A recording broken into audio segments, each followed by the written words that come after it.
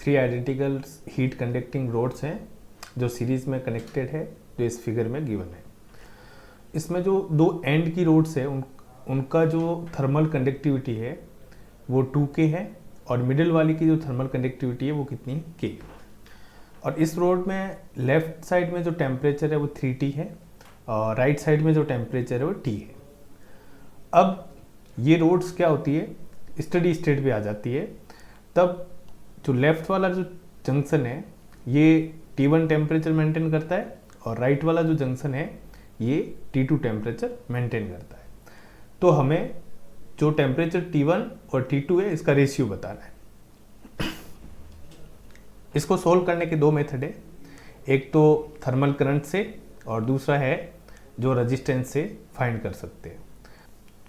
सबसे पहले हम मेथड 1 से सोल्व करते हैं, फिर मेथड 2 पे आते हैं। जो थर्मल रेजिस्टेंस होता है वो कितना होता है, L/Ka, और थर्मल करंट होती है जो कितनी होती है, Ka∆T/L। तीनों ही रोड सीरीज में है, तो सीरीज में है तो करंट का फ्लो क्या होगा, सेम होगा, तो थर्मल करंट क्या होगी, सेम होगी। अब मैंने यहाँ पर पॉइंट A लिया है, B लिया है, C लिया है एंड D लिया है, तो current AB equal to current BC equal to current CD।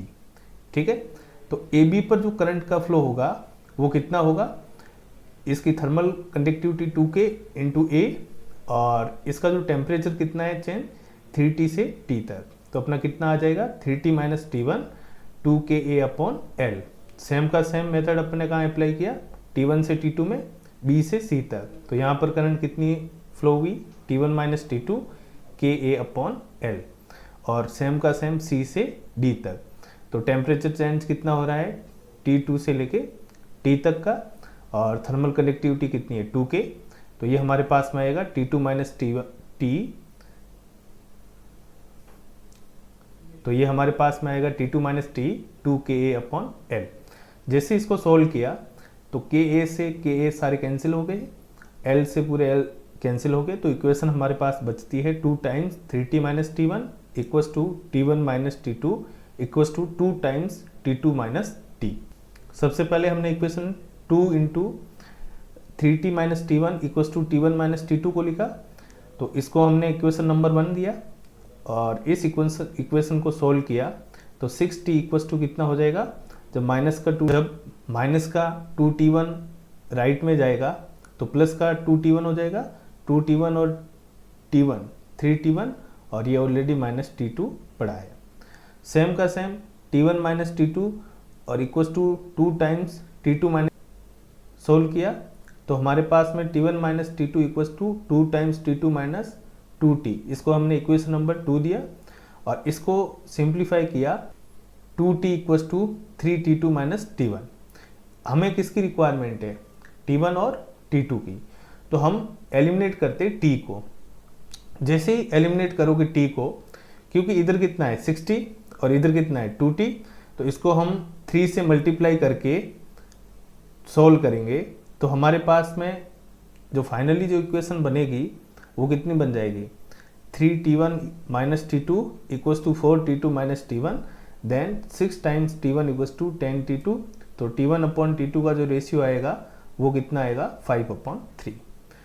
अब method 2, resistance R in series, तीनों के तीनों ये रेजिस्टेंस इसके क्या होंगे, सीरीज में होंगे, तो रेजिस्टेंस कितना होता है L/Ka, तो इसका इक्विवेलेंट रेजिस्टेंस कितना आएगा L/2Ka plus L/Ka plus L/2Ka equals to कितना आ जाएगा 2L/Ka।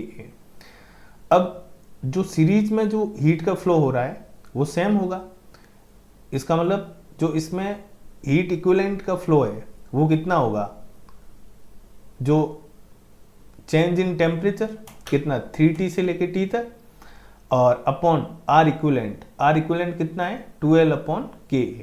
ठीक है, तो इसको सोल्व करोगे तो क्या आ जाएगा I इक्विवेलेंट, जिसकी वैल्यू मैंने यहाँ लिख रखी है 3T माइनस T Ka/2L। तो यहाँ से A से B तक जो हीट का फ्लो होगा वो किसके इक्वल होगा, हीट इक्विवेलेंट के इक्वल होगा। तो सबसे पहले मैंने heat flow A to B is equal to heat flow equivalent के इक्वल कर दिया। तो यहाँ से 3T minus T1 2Ka/L is equal to 3t minus T K A upon 2l। इसको सॉल्व किया तो हमारे पास में t1 की वैल्यू आई। कैसे आई? 60 minus 2t1 equal to T, और ये इस साइड में आके 6 में से 1 चला गया तो 5 हो गया, और ये लेफ्ट से राइट चला गया तो t1 की वैल्यू कितनी आई? 5t upon 2।